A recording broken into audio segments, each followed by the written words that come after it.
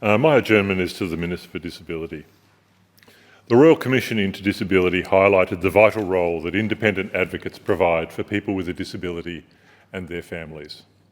From helping people to navigate the tortuous bureaucracy of the NDIS, to supporting them to access the best educational environment for a child with a disability, to advocating for housing that fits their needs, disability advocates work for the rights of their clients to live their life the way they want to live it.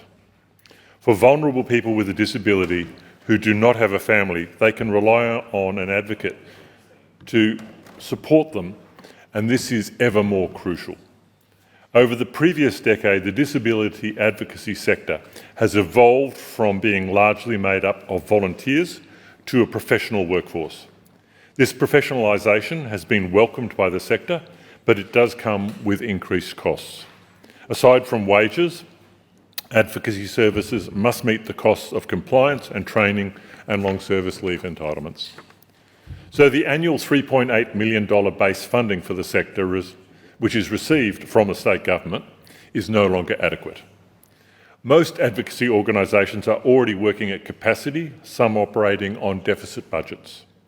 Disability Advocacy Victoria predicts that, if nothing is done, 2/3 of these organisations will be forced to make staffing cuts by the end of the year. The sector is also in a state of transition. The recent NDIS review recommended establishing a system of foundational supports.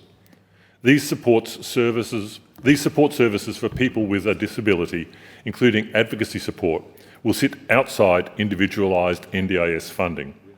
These are the sort of supports that were funded by the states before the establishment of the NDIS. But there is some disagreement over which level of government will now pay for these foundational supports. And while the state argues with the feds over who will foot the bill, the need for advocacy support to tackle abuse, discrimination and violence towards people with a disability continues to grow.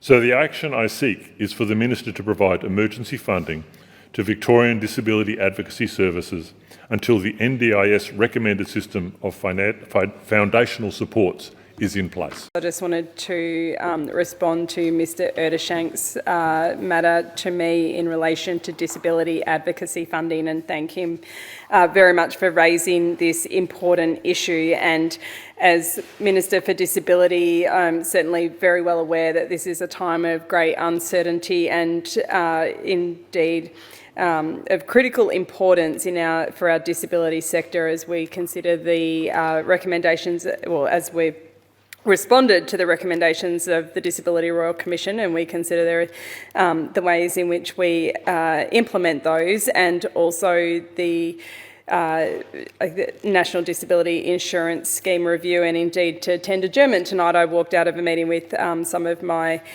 colleagues from other jurisdictions about these very issues. But can I also acknowledge at the outset the importance of disability advocacy groups in supporting the more than 1 million Victorians living with disability here in our state.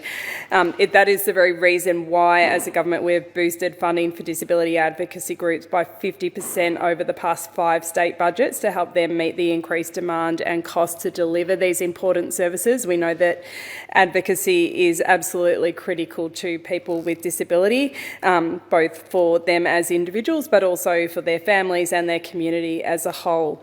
This also included $1.9 million in the 24-25 state budget to continue to boost the capacity of the Victorian Disability Advocacy Program, and it builds on historic investment. Since 2017-18, we have provided $17.5 million to disability advocacy groups in addition to their core funding.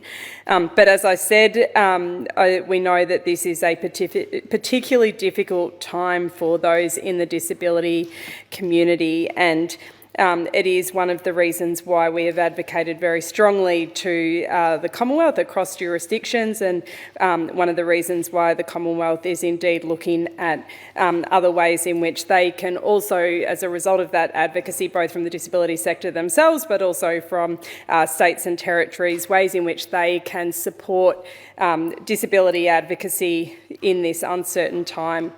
would also note we contribute more than $3 billion towards the NDIS in 24-25, and across all levels of government, as I said, are working on the recommendations that are to be implemented.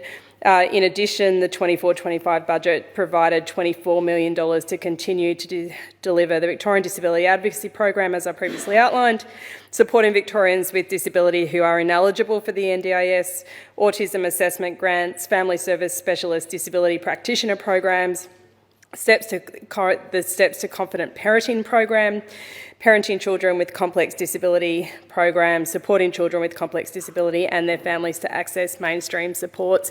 But as I said, it is why also myself and my colleagues have advocated strongly to the Commonwealth that in these uncertain times that further support for advocacy does need to be there. And in particular, I take Mr Ettershank's points, and I've made this point myself, that we need to ensure that these advocacy organisations are here for the long haul. Victoria does, prior to the NDIS, but certainly also since the NDIS, has had a strong network of disability orgs and services that have continued to provide for those with disability, and it is really critical as we step into this, I guess, order of disability reform, that those organisations are there to take the journey with us. So I thank Mr Ettershank for raising this important matter, and agree with him that we will continue to work with advocacy groups to ensure their future and indeed their capacity to ensure the future of people with disabilities in Victoria.